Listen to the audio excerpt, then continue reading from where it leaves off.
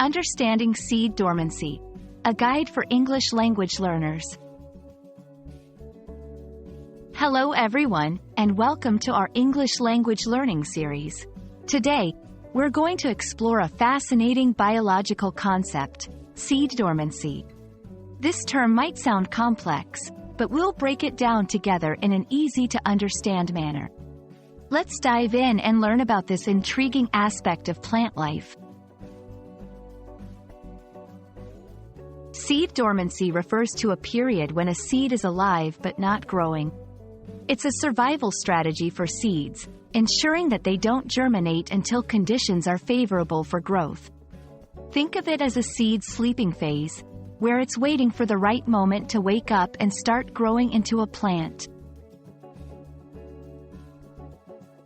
There are several reasons why seeds enter dormancy. The primary one is to avoid unfavorable conditions like extreme cold or dryness. By remaining dormant, seeds can survive harsh weather and germinate when the environment is suitable. This strategy increases their chances of survival and successful growth. For a seed to break dormancy and start germinating, certain conditions must be met. These can include temperature changes, moisture, and even light. Some seeds require specific triggers, like fire or being digested by an animal. Once these conditions are fulfilled, the seed wakes up and begins to sprout.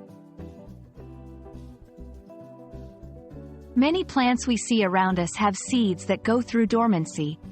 For instance, acorns from oak trees and apple seeds often have a dormant period. This process is crucial for the natural cycle of plant life and helps in maintaining the balance in ecosystems. And that's a wrap on seed dormancy. We hope this video has shed light on this unique survival mechanism of seeds.